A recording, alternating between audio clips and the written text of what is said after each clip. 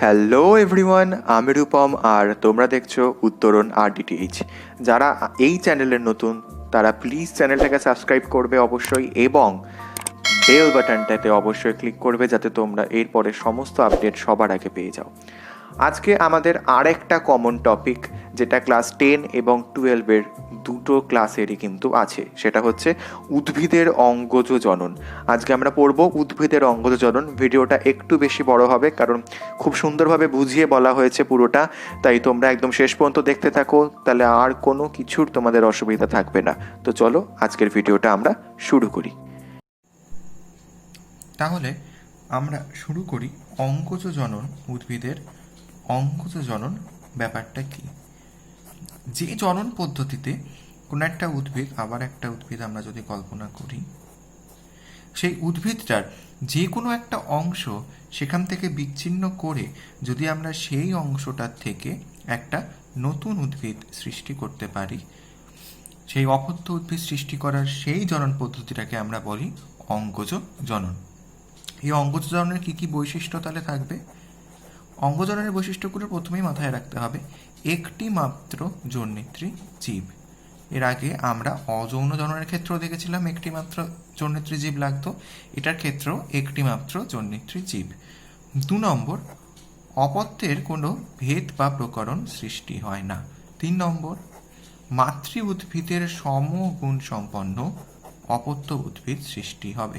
Last 4 নম্বর যদি আরেকটা consider করি, মিওটিক বিভাজন কিন্তু দেখা যায় না, অর্থাৎ মিওসিসটা এক্ষেত্রে দরকার পড়ে না। মাইটোসিস পদ্ধতিতেই কিন্তু অপত্যের কোষ বিভাজন হয়ে সেখান থেকে অপত্য সৃষ্টি হয়। এবারে যদি প্রকারভেদ দেখি, তাহলে আমরা এই অঙ্গজ জননকে মূলত বা প্রধানভাবে দুটো ভাগে ভাগ করতে পারি। কি কি? একটা ভাগ হচ্ছে প্রাকৃতিক, আরেকটা ভাগ হচ্ছে কৃত্রিম। এবারে প্রাকৃতিক আর কৃত্রিম নিয়ে আমরা আলোচনা করব। ফার্স্টে চলে এসে আমরা প্রাকৃতিককে, এটাকে আমরা অনেকগুলো ভাগে ভাগ করতে পারি। আগে একটা আউটলাইন দেখে নিই, তারপর আমরা আস্তে আস্তে করব। এটা হতে পারে, প্রথমেই আছে মূলের সাহায্যে হতে পারে মৃদগত বা ভূনিম্নস্থ কাণ্ডের মাধ্যমে, অর্ধ বায়বীয় কাণ্ডের মাধ্যমে, বায়ব কাণ্ডের সাহায্যে, তারপরে হতে পারে পত্রাশ্রয়ী মুকুলের সাহায্যে, আর একটা আছে সেটা হতে পারে বুলবিলের সাহায্যে। এই সবকটা নিয়ে আমরা এবারে আস্তে আস্তে জানবো। তো এই 1, 2, 3, 4, 5, 6 এই 6টা নিয়ে এবারে আমরা আলোচনা করব, যেগুলো প্রাকৃতিক অঙ্গজ জননের আন্ডারে পড়বে। ফার্স্টেই আসবো মূলের সাহায্যে। মূলের সাহায্যে কিভাবে হতে পারে? কোনো একটা গাছের যদি আমরা মূল দেখি, কোনো একটা গাছের এটা যদি তার প্রধান মূল হয় এবং সেখান থেকে বিভিন্ন অন্যান্য শাখামূল যদি বেরোয়, তো সেক্ষেত্রে গাছের মূল থেকে যদি অস্থানিক মূল থেকে বা প্রধান মূল থেকে মুকুল সৃষ্টি হয়, কি সৃষ্টি হয়? মুকুল। এই মুকুলগুলো সৃষ্টি হওয়ার পর সেই মুকুল থেকে কি হতে পারে? অপত্য উদ্ভিদ সৃষ্টি হতে পারে। এই তখন আমরা সেটাকে বলবো মূলের সাহায্যে প্রাকৃতিক অঙ্গজ জনন। উদাহরণ কি? পেয়ারা, লিচু ইত্যাদি। রাঙা আলু বা মিষ্টি আলুর ক্ষেত্রে কিন্তু কন্দাল মূল, আবার ডালিয়ার ক্ষেত্রে গুচ্ছিত মূল খাদ্য সঞ্চয়ের ফলে কি হয়? স্ফীত হয়ে যায়, অর্থাৎ ফুলে যায় বা বড় হয়ে যায়। সেই সমস্ত ক্ষেত্রে এই অস্থানিক মূল থেকেও কিন্তু অপত্য জীব সৃষ্টি হতে পারে। এরপরে আসছি আমরা মৃদগত বা ভূনিম্নস্থ কাণ্ড। মৃদগত বা ভূনিম্নস্থ কাণ্ড মানে কি? যে সমস্ত উদ্ভিদের কাণ্ডগুলো মাটির নিচে বড় হয় বা মাটির নিচে বড় হতে থাকে, এগুলো খাদ্য সঞ্চয় করতে করতে স্ফীত ও পরিবর্তিত হয়ে অঙ্গজ জননে সহায়তা করে। এইটার কিন্তু অনেকগুলো ভাগ আছে। মৃদগত কাণ্ডের মধ্যে প্রথমে যেটা আমরা নিয়ে পড়ব সেটা হচ্ছে গ্রন্থিকন্দ বা রাইজোম। এক্ষেত্রে কি হয়? ভূনিম্নস্থ কাণ্ডটা মাটির নিচে, এটা যদি মাটি হয়, মাটির নিচে সমান্তরালভাবে বাড়তে থাকে।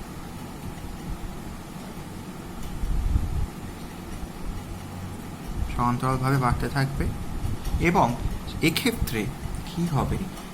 এই রসালো এবং স্ফীত মৃদগত কাণ্ডটা সুস্পষ্ট পর্ব আর পর্বমধ্য যুক্ত হয়ে থাকে। পর্বমধ্যগুলো শল্কপত্র দ্বারা আবৃত থাকে। এই শল্কপত্র আমি যদি এখান থেকে পরিকল্পনা করি তো এগুলোকে আমরা শল্কপত্র বলতে পারবো বা কনসিডার করতে পারবো। এই শল্কপত্রগুলোর থেকে কি হবে, অনেকগুলো মুকুল সৃষ্টি হয়, কাক্ষিক মুকুল। শল্কপত্রের কক্ষে এই কাক্ষিক মুকুল থাকে। এই কাক্ষিক মুকুলগুলো থেকে কিন্তু নতুন অপত্যের সৃষ্টি হতে পারে বা নতুন উদ্ভিদের সৃষ্টি হতে পারে। তার জন্য এইগুলোকে বলা হয় গ্রন্থিকন্দ বা রাইজোম। অনুকূল পরিবেশে এই মুকুলগুলোর থেকে নতুন উদ্ভিদের সৃষ্টি হয়। উদাহরণ কি কি? উদাহরণ হচ্ছে আদা, হলুদ ইত্যাদি গাছের ক্ষেত্রে কিন্তু এরকম দেখা যায়। 2 নম্বর যদি আমি কনসিডার করতে চাই, 2 নম্বর হচ্ছে স্ফীতকন্দ বা টিউবার। স্ফীতকন্দ বা টিউবার প্রচুর সঞ্চিত খাদ্য থাকে এগুলোর ক্ষেত্রে। আমরা সব থেকে ভালো বুঝতে পারবো যদি একটা আলুকে পরিকল্পনা করি। প্রচুর সঞ্চিত খাদ্য আমাদের থাকে। এবারে কি হয়, খাদ্য সঞ্চিত থাকার জন্য এটা গোল বা ডিম্বাকার হয় এবং গায়ে অনেক ক্ষুদ্র ক্ষুদ্র শল্কপত্র থাকে। সেই শল্কপত্রগুলো, এগুলো হচ্ছে খুব ক্ষুদ্র ক্ষুদ্র শল্কপত্র, ঠিক আছে? এগুলো হচ্ছে ক্ষুদ্র ক্ষুদ্র শল্কপত্র। এই শল্কপত্রগুলোতে কি হয়, প্রত্যেক শল্কপত্রের কক্ষে মুকুল থাকে। এই মুকুলগুলো আমাদের নতুন আলু যদি দেখি অনেক সময় দেখবে যে এগুলোকে আমরা আলুর চোখ বলে থাকি, ঠিক আছে? তো এই মুকুলগুলোর থেকে কিন্তু অনুকূল পরিস্থিতিতে পরবর্তীকালে এখান থেকে অপত্যজীবের সৃষ্টি হয়। তো উদাহরণ হিসাবে আমরা বলতে পারি আলুর কথা। এক্ষেত্রে মাথায় রাখতে হবে একটা ইম্পর্টেন্ট নোট, আলু আর মিষ্টি আলু, আলু কিন্তু হচ্ছে থেকে পরিবর্তিত আর কি কাণ্ড, কিন্তু মিষ্টি আলু বা রাঙা আলু হচ্ছে কিন্তু পরিবর্তিত মূল। এটা কিন্তু মাথায় রাখতে হবে। উদাহরণ চাইলে আমরা আলু মিষ্টি আলু দুটোই কিন্তু স্ফীতকন্দের ক্ষেত্রে লিখতে পারবো না, তখন হবে শুধু আলু। আর যদি পরিবর্তিত মূল থেকে বলে তখন হবে মিষ্টি আলু। এরপরে আসছি 3 নম্বর, কন্দ বা বাল্ব। কন্দ বা বাল্ব কি? আকারে সর্বাপেক্ষা ক্ষুদ্র। এতগুলো ভাগের মধ্যে এটার আকার সর্বাপেক্ষা ছোট হয়ে থাকে সবার তুলনায়। মৃদগত কাণ্ড, যেটা রসালো শল্কপত্র থাকবে যা দিয়ে কাণ্ড আবৃত। এবারে এই শল্কপত্রের কক্ষে কি থাকে? কাক্ষিক মুকুল। প্রতিটার ক্ষেত্রেই কিন্তু মোটামুটি কাক্ষিক মুকুল থাকবে। এই মুকুলগুলোর থেকেই আমরা নতুন উদ্ভিদ পেয়ে যাব। যেমন উদাহরণ হিসেবে আমরা বলতে পারি পেঁয়াজ, রসুন ইত্যাদি। গুড়িকন্দ। গুড়িকন্দটার ব্যাপারটা কি? এটা আবার সব থেকে বড়। আগেরটা যেরকম ছিল সব থেকে ছোট, এটা হচ্ছে কিন্তু সব থেকে বড়। এগুলোর ক্ষেত্রে কি হয়, কাণ্ডগুলো মাটির নিচে খাড়াভাবে বাড়তে থাকে। এরপর কি হয়, খাদ্য সঞ্চয়ের ফলে সেটা স্ফীত হয়ে যায়। এটা যদি কাণ্ড হয়, এটা মাটির নিচে খাড়াভাবে বাড়তে থাকবে, মুকুলগুলো কিন্তু স্ফীত হয়ে যায়। মুকুলগুলো স্ফীত হয়ে যায়। স্ফীত হয়ে সাধারণ কথায় যেটাকে আমরা মুখী বলি, এগুলোকে আমরা মুখী বলি। মুকুলগুলো খাদ্য সঞ্চয় করে করে স্ফীত হয়ে যায় বলে এগুলোকে আমরা মুখী বলি। এখান থেকে এই সম্পূর্ণ গুড়িকন্দ বা মুখী থেকে নতুন গাছ উৎপন্ন হতে পারে। উদাহরণ ওল কচু যেটাকে বলা হয়, ওল একটা এর আদর্শ উদাহরণ। তো এই 4 রকম কি হলো? গ্রন্থিকন্দ, স্ফীতকন্দ, কন্দ আর গুড়িকন্দ। এই 4টে হচ্ছে আমাদের কিসের আন্ডারে পড়লো তাহলে? মৃদগত বা ভূনিম্নস্তর আন্ডারে। এরপর আমরা যাব অর্ধবায়বীয় কাণ্ডে। এরপরে যেটা অর্ধবায়বীয় কাণ্ড। অর্ধবায়বীয় কাণ্ড মানে কি? গাছের যে কাণ্ডটা মাটির ঠিক উপরে বা মাটির একটুখানি নিচে বৃদ্ধিপ্রাপ্ত হয়ে সেখান থেকে পরবর্তীকালে যদি নতুন উদ্ভিদ সৃষ্টি করে সেগুলোকে বলা হয় অর্ধবায়বীয় কাণ্ড।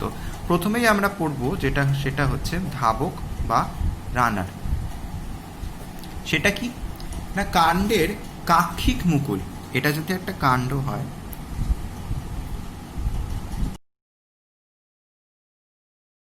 এই কাণ্ডের এখান থেকে যদি কাক্ষিক মুকুল হয়, এই কাক্ষিক মুকুলটা উৎপন্ন হয়ে শাখাটা মাটির উপর অনুভূমিকভাবে কিন্তু বাড়তে থাকবে। এবারে এই শাখাটার থেকে নিচের দিকে অস্থানিক মূল তৈরি হবে আর ওপরে তৈরি হবে পাতা। যদি আমরা এই পর্বটাকে আলাদা করে অস্থানিক মূল সহকারে যদি আমরা এটাকে কোথাও পুঁতে দিই বা এখান থেকে কিন্তু একটা নতুন উদ্ভিদ স্বাধীনভাবে তৈরি হতে পারবে। কার ক্ষেত্রে দেখা যায়? থানকুনি, আমরুল ইত্যাদি ক্ষেত্রে কিন্তু দেখা যায় হচ্ছে ধাবক বা রানা। 2 নম্বর হচ্ছে খর্বধাবক বা অফসেট।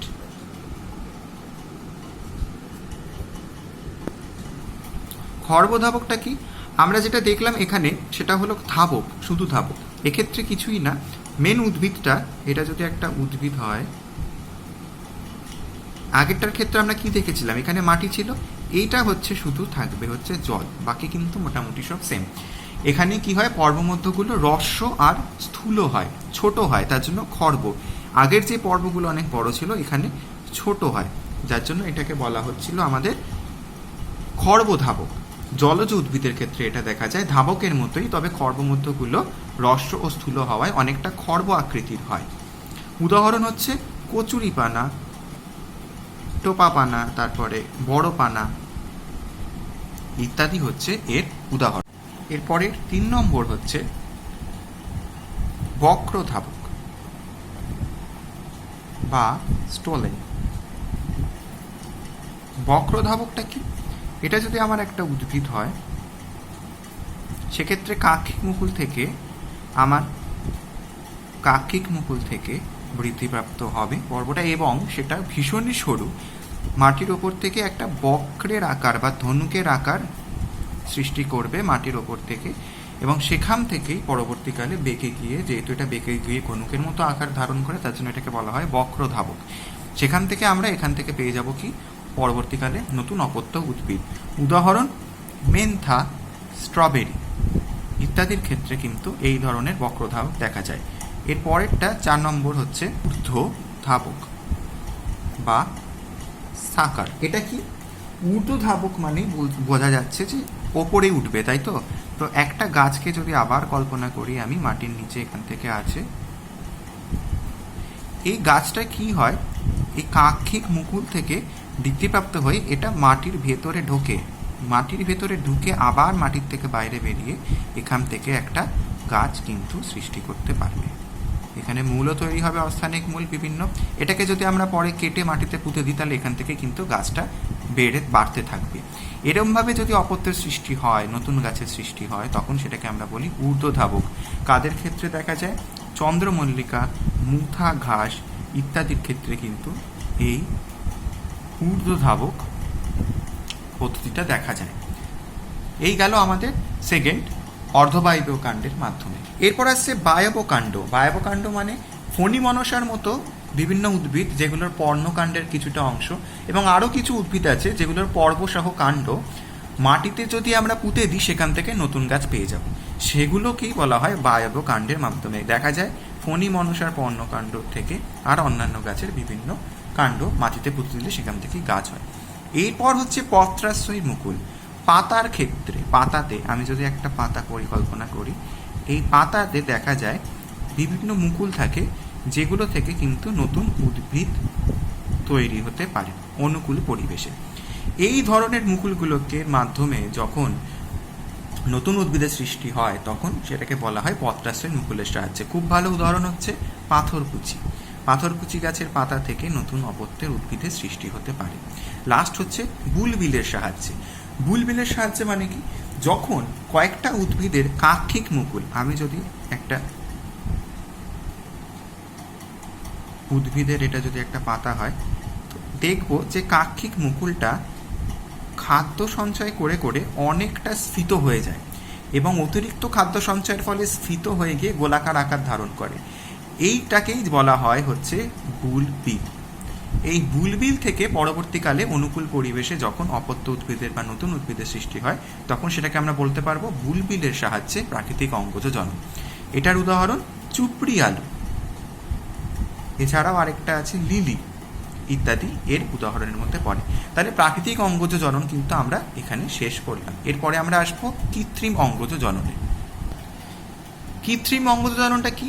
মানুষ নিজের স্বার্থে, নিজের উদ্দেশ্য সাধনের জন্য যখন যে সমস্ত পদ্ধতি অবলম্বন করে কোনো একটা উদ্ভিদ থেকে কোনো একটা জন্মিত্রী উদ্ভিদ থেকে যখন অপত্য উদ্ভিদ সৃষ্টি করতে পারে, কিভাবে সৃষ্টি করে, সেই উদ্ভিদের কোনো অংশ কেটে বা সেখান থেকে নিয়ে সেটাকে কালচার করে হোক বা অন্য পদ্ধতিতে ভালোভাবে যদি অপত্য উদ্ভিদ সৃষ্টি করতে পারে, তখন সেটাকে আমরা বলবো কৃত্রিম পদ্ধতিতে উদ্ভিদের অঙ্কুজ জনন।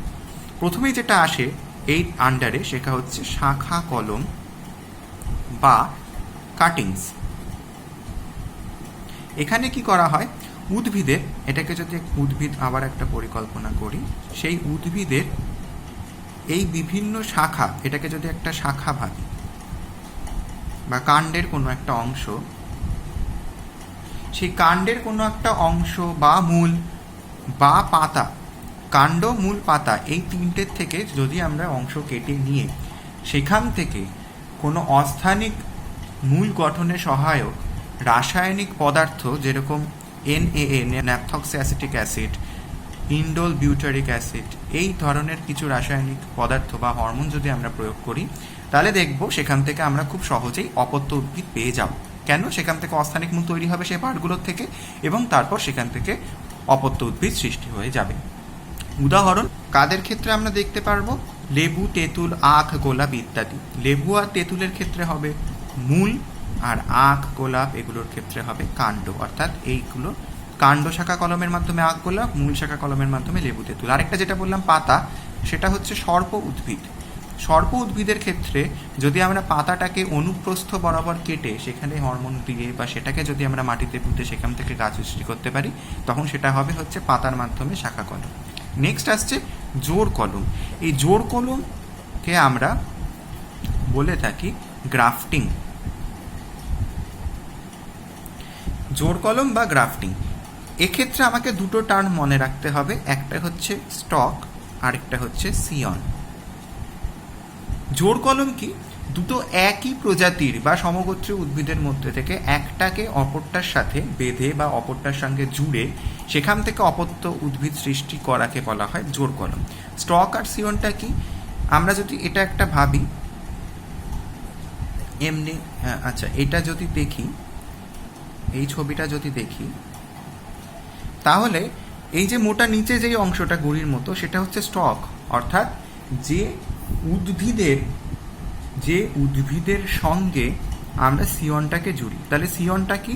সিয়নটা হচ্ছে যে উদ্ভিদের বিচ্ছিন্ন করা কাণ্ড বা শাখাকে আমরা যুক্ত, বিচ্ছিন্ন অংশ। আর এটাকে যদি আমরা স্টকের মধ্যে, এটাকে যার মধ্যে লাগানো হয় সেটা হচ্ছে স্টক। মানে এক্ষেত্রে এটাকে যদি এ ধরি, এটাকে যদি বি ধরি, তাহলে এ হচ্ছে বিচ্ছিন্ন অংশটা হচ্ছে সিয়ন, আর বি হচ্ছে আমাদের সিয়ন, যেটার মধ্যে সিয়নটা লাগানো হয়েছে, অর্থাৎ স্টক। এবারে আমরা জোড় কলমের আন্ডারে কী কী ভাগ সেগুলো পড়ব। এই জোড় কলমের ক্ষেত্রে আমাদের মাথায় রাখতে হবে নালিকা বান্ডিল কিন্তু খুব গুরুত্বপূর্ণ ভূমিকা পালন করে। একবীজপত্রীদের ক্ষেত্রে নালিকা বান্ডিল কিন্তু থাকে না, সেজন্য এইগুলোর ক্ষেত্রে কিন্তু জোড় কলম থাকে না, জোড় কলম করা যায় না। কারণ কি? নালিকা বান্ডিল নেই মানে ক্যাম্বিয়াম নেই, আর ক্যাম্বিয়ামের সাথে যুক্ত করা যায় না উদ্ভিদগুলোকে, পরস্পর দুটো উদ্ভিদকে। আর দ্বিবীজপত্রীদের ক্ষেত্রে কিন্তু এটা থাকে, তার জন্য শুধুমাত্র দ্বিবীজপত্রী উদ্ভিদদের ক্ষেত্রেই আমরা জোড় কলম করতে পারি, কারণ নালিকা বান্ডিল উপস্থিত, ক্যাম্বিয়াম উপস্থিত। এবারে আমরা ভাগগুলো যদি দেখি, তাহলে 1 নম্বর হচ্ছে জিওভা কলম বা জিউভা কলম, 2 নম্বর হচ্ছে পার্শ্ব কলম, 3 নম্বর হচ্ছে কিলাকার বা ওএস কলম, 4 নম্বর হচ্ছে ক্রাউন জোড় কলম, 5 নম্বর অ্যাপ্রোচ জোড় কলম, এবং 6 নম্বর মুকুল বা বার্ডিং জোড় কলম। জিউভা কলমটা কি?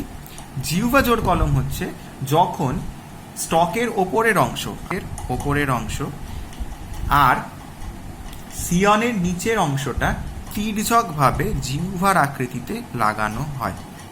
এটা স্টক, এটা সিয়ন, তির্যকভাবে জিউভার আকৃতিতে লাগানো হয়। এক্ষেত্রে স্টক, সিয়ন দুটোর ব্যাসই কিন্তু সেম হয়ে থাকে, এবং লাগানোর পর সেটাকে জুড়ে দেওয়া হয় এবং সেখান থেকে আমরা অপত্য উদ্ভিদ পেতে পারি। উদাহরণ আপেল। এই গেল আমাদের জিহ্বা কলম। পরেরটা হচ্ছে পার্শ্ব কলম। পার্শ্ব কলম মানে এটা যদি একটা স্টক হয়, এখানটায় আমরা একটা সিয়নকে এরমভাবে ঢুকিয়েছি পার্শ্ব বরাবর, ঠিক আছে?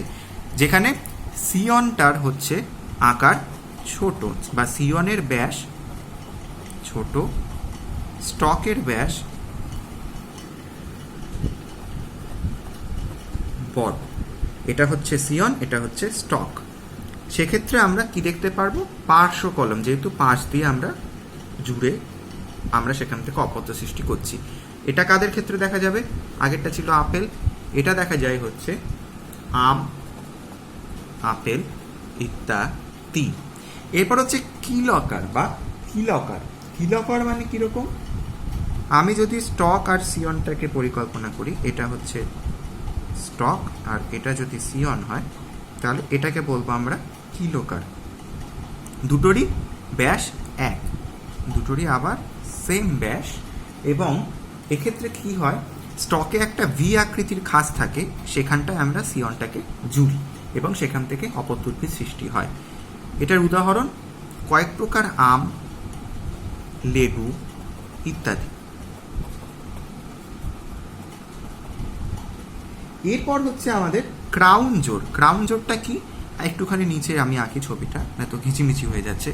ক্রাউন কি হয়, একটা খুব বড় স্টক থাকে, একটা বড় ব্যাসযুক্ত পরিধির একটা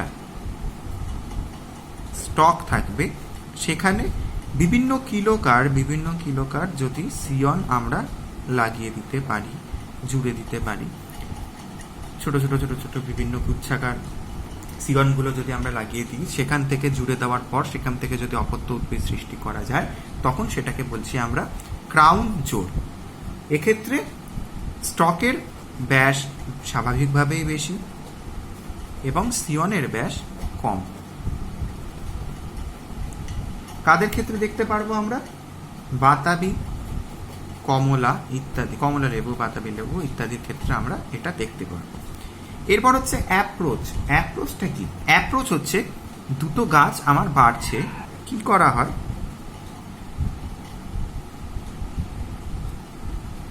আমরা কি করি, দুটি স্বাধীনভাবে বেড়ে ওঠা গাছের শাখাকে কাছাকাছি এনে আমরা জোড় কলম তৈরি করি। এক্ষেত্রে সিয়নকে স্টকের কাছে এনে উভয়ের ছাল কিছুটা ছুলে দিয়ে জুড়ে দেওয়া হয়। কয়েক সপ্তাহ পরে সেই ক্ষতস্থান থেকে জুড়ে সিয়নের নিচের অংশটা আমরা কেটে দিই এবং স্টকের উপরের অংশটাকে আমরা কেটে দিই। এক্ষেত্রে আমরা এই ডান দিকেরটাকে আমরা স্টক বলে মানছি আর বাঁ দিকেরটাকে আমরা সিয়ন হিসাবে দেখছি। কি করব আমরা, এটা যখন দেখব যে এটা জুড়ে গেছে, তারপরে আমরা এই স্টকের উপরের অংশটা কেটে দেবো এবং সিয়নের এই নিচের অংশটা কিন্তু কেটে দেবো। ফলে কি হবে, এই উদ্ভিদটাই তখন বাড়তে থাকবে এবং একটা নতুন অপত্য উদ্ভিদের সৃষ্টি করবে। এটার উদাহরণ কি, এটার উদাহরণ হচ্ছে আপেল। এরপর হচ্ছে মুকুল। কি করা হয়, মুকুলকে আমরা সিয়ন হিসেবে ব্যবহার করি, এই মুকুলটাকেই আমরা সিয়ন হিসেবে ব্যবহার করি। কি করে করি, মুকুলকে সিয়ন হিসেবে ব্যবহার করে স্টক এর একটা স্টক নেব, সেই স্টকের মধ্যে একটা টি শেপের অংশ কাটব সেই স্টক থেকে, সেখানে এবারে আমরা মুকুলটাকে সিয়ন হিসাবে ব্যবহার করব। করার পর কি করব, লাগানোর পর সেটাকে একটা পাটের দড়ি দিয়ে ভালোভাবে বেঁধে দেবো, যাতে এখান থেকে জল বাতাস কিছু এর মধ্যে আর যেতে না পারে। বাঁধা হয়ে যাওয়ার পর কয়েক সপ্তাহ পর আমরা এরকমভাবে রাখার পর দেখব মুকুলটির মিলন সফল হয়ে পাতা বেরোবে এই জায়গা থেকে এবং সেখান থেকে আস্তে আস্তে অপত্য উদ্ভিদ তৈরি হয়ে যাবে। এটারও উদাহরণ কি, আপেল, লেবু ইত্যাদি। তাহলে এই 6টা পার্ট আমাদের গেল জোড় কলমের আন্ডারে। এরপর পরের পার্টটা নিয়ে আমরা আলোচনা করব। পরের পার্ট হচ্ছে দাবা কলম বা লেয়ারিং। এটার ক্ষেত্রে কি হয় না, জন্মিত্রী জীবের আমরা একটা শাখাকে, এটা যদি মাটির নিচের অংশ হয়, একটা শাখাকে জোর করে মাটির নিচে প্রবেশ করাবো, আমরা জোর করে মাটির নিচে প্রবেশ করাবো এবং সেখান থেকে মাটির নিচে প্রবেশ করিয়ে আবার সেটাকে তুলে রাখবো এবং মাঝখানটা মাটি চাপা দিয়ে যদি রাখি, তাহলে দেখব সেখান থেকে কিছুদিন পর কিন্তু গাছ তৈরি হয়ে যাচ্ছে। এটা করার ফলে কি হয়, এই মাটির নিচের অংশগুলো থেকে অস্থানিক মূল তৈরি হয়। যেই অস্থানিক মূল তৈরি হয়ে গেল, কিছুদিন পর সেটাকে যদি আমরা কেটে দিই, তখন এখান থেকেই কিন্তু একটা নতুন গাছ আমরা পেয়ে যাব। এভাবে একটা নতুন উদ্ভিদ সৃষ্টি হয়ে যাবে এই পুরোনোটার থেকে। তখন আমরা এটাকে বলবো দাবা কলম। কাদের ক্ষেত্রে দেখা যায় এগুলো দেখা যাবে হচ্ছে লেবু, গোলাপ, আপেল ইত্যাদির ক্ষেত্রে কিন্তু এই দাবা কলম দেখা যায়। আমাদের কৃত্রিম অঙ্গজ জননের লাস্ট পার্ট হচ্ছে গুটি কলম। গুটি কলম বা গুটি হচ্ছে যখন একটা সুস্থ উদ্ভিদের আমরা শাখা কলমের চারপাশের ছাল, এটা যদি একটা উদ্ভিদের শাখা হয়, এই পর্যন্ত ভালো গেছিলো, তারপরে কি হলো, আমরা ছালটাকে তুলে দিয়েছি, দিয়ে তারপর আবার যেরকম নর্মাল সেরকম। এই জায়গাটায় আমরা একটা গোবর বা সার ইত্যাদির মাটির প্রলেপ দিয়ে তার উপর খড় বা চাটের আবরণ কয়েকদিন ধরে রেখেছি। কিছুদিন পর দেখা যাবে এখান থেকে অস্থানিক মূল সৃষ্টি হচ্ছে। যেই অস্থানিক মূল সৃষ্টি হলো, সেই জায়গাটার থেকে ওই কাটা অংশের শিকড় বা মূল উৎপন্ন হবে এবং সেখান থেকে আমরা যদি গাছটাকে কেটে লাগাই তখন সেখান থেকে একটা অপত্য উদ্ভিদের কিন্তু সৃষ্টি হয়ে যাবে। এক্ষেত্রে মাথায় রাখতে হবে এই অবস্থায় কিন্তু প্রতিদিন নিয়মিত জল সিঞ্চন করতে হবে। কাদের ক্ষেত্রে দেখা যেতে পারে, এটার উদাহরণ হচ্ছে গোলাপ, আম, লিচু ইত্যাদির ক্ষেত্রে এরমভাবে হতে পারে। তাহলে আমাদের কৃত্রিম অঙ্গজ জনন কিন্তু এখানে শেষ হল। এরপর হচ্ছে অঙ্গজ জননের গুরুত্ব। অঙ্গজ জননের গুরুত্বটা কি? আমরা খুব কম সময় এখানে আমরা বিভিন্ন অপত্যের সৃষ্টি করতে পারি। যে সমস্ত উদ্ভিদের বীজ হয় না, বীজহীন উদ্ভিদদের ক্ষেত্রে কিন্তু নতুন উদ্ভিদ সৃষ্টি করাটা খুব চাপের, সেসব ক্ষেত্রে কিন্তু আমরা এই পদ্ধতি অবলম্বন করতে পারি। উচ্চ ফলনশীল যে কোনো উদ্ভিদ প্রজাতি, উচ্চ ফলনশীল যে কোনো উদ্ভিদ বা শস্যের আমরা কিন্তু এই পদ্ধতিতে চাষবাস করতে পারি নতুন নতুন অপত্য জীব সৃষ্টি করে। কারণ কি, এক্ষেত্রে মাতৃ বা জন্মিত্রী জীবের হুবহু একটা অপত্য জীব আমরা পেতে পারি। 4 নম্বর কি, মধ্যে অল্প দিনেই আমরা ফুল ফল ইত্যাদি পেতে পারি। আরেকটা বলা যেতে পারে যে কোনো ঋতুতে আমরা অপত্য সৃষ্টি করতে পারি। এরপর এই গেল আমাদের অঙ্গজননের গুরুত্ব। এরপর আমরা যেই টপিকটা পড়ব সেটা হচ্ছে মাইক্রো প্রোপাগেশন, বা যেটাকে বলা হয় অণুবিস্তরণ। মাইক্রো প্রোপাগেশনটা কি না, যে প্রক্রিয়ায় কলা বা কোষ পালন করে আমরা কৃত্রিমভাবে বেশি সংখ্যক উদ্ভিদ কম সময় পূর্ণাঙ্গ উদ্ভিদ আমরা তৈরি করতে পারবো, সেটাকে বলা হচ্ছে মাইক্রো প্রোপাগেশন। কীভাবে মাইক্রো প্রোপাগেশন করা হয় সেটা আমরা এবারে আলোচনা করব। একদম প্রথম যে স্টেজটা সেটা হচ্ছে উপযুক্ত এক্সপ্ল্যান্ট নির্বাচন। এক্সপ্ল্যান্ট কি, কোনো একটা উদ্ভিদের যে কোনো অংশ যেখান থেকে আমরা একটা অপত্য উদ্ভিদ সৃষ্টি করতে পারবো সেটাকেই এক্সপ্ল্যান্ট বলতে পারবো। সেটা মুকুলও হতে পারে, কোনো শাখাও হতে পারে, কিন্তু সেটা আকারে অনেকটা ছোট হবে।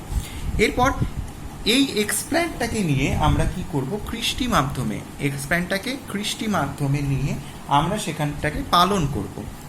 সেই এক্সপ্ল্যান্টটাকে আমরা পালন বা কালচার করব কোথায় না, কৃষ্টি মাধ্যমে মানে যেখান থেকে সে বিভিন্ন পুষ্টি পাবে। এরপর কি করা হবে, সেখান থেকে ক্যালাস পাওয়া যাবে বা ক্যালাস তৈরি করা হবে। ক্যালাস গঠন, পুষ্টি পাচ্ছে মানেই কি, সে কোষ বিভাজনে সক্ষম হওয়ার ফলে সে ক্যালাস গঠন করবে। ক্যালাস কি, কতগুলো ছোট ছোট কোষ অবিভাজিত অবস্থায় বা সেখান থেকে বিভাজিত হতে পারবে, অসংগঠিত অবস্থায় থাকলে সেটাকে আমরা ক্যালাস বলি। এই ক্যালাস থেকে তৈরি হবে হচ্ছে বৃদ্ধি পেয়ে, ক্যালাসগুলো বৃদ্ধি ঘটে তৈরি হবে এমব্রয়েড।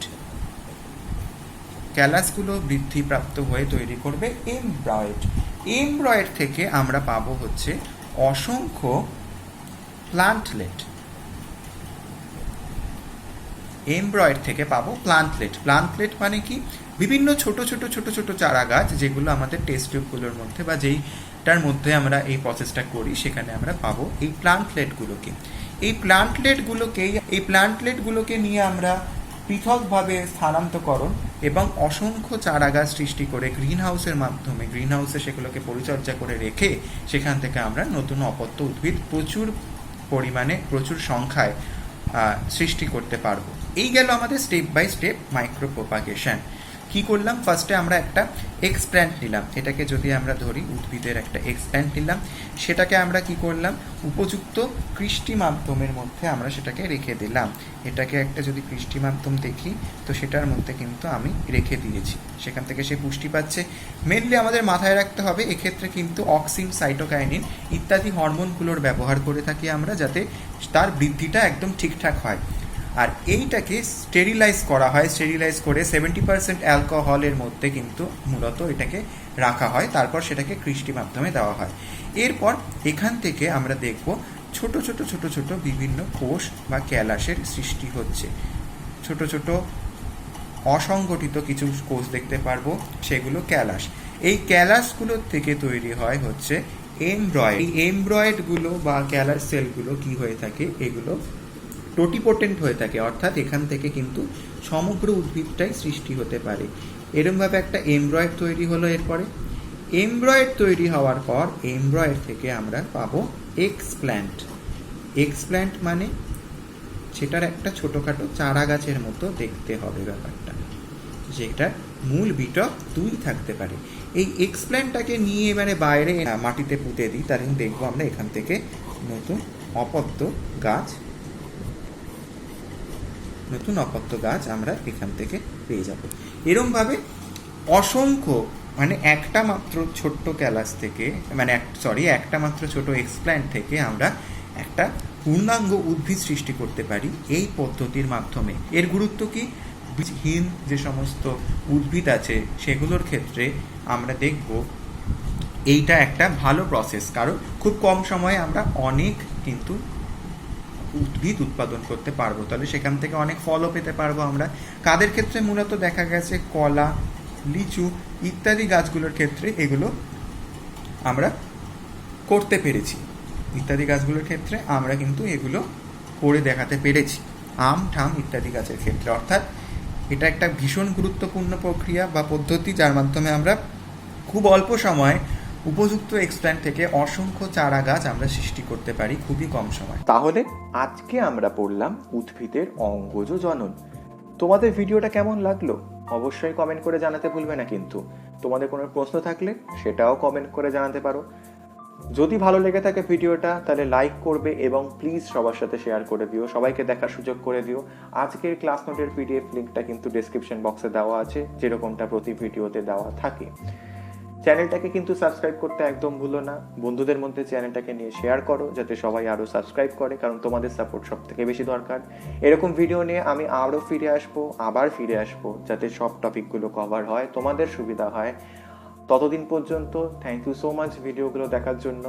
তোমরা ভালো থাকো, সুস্থ থাকো, টাটা, স্টে টিউনড।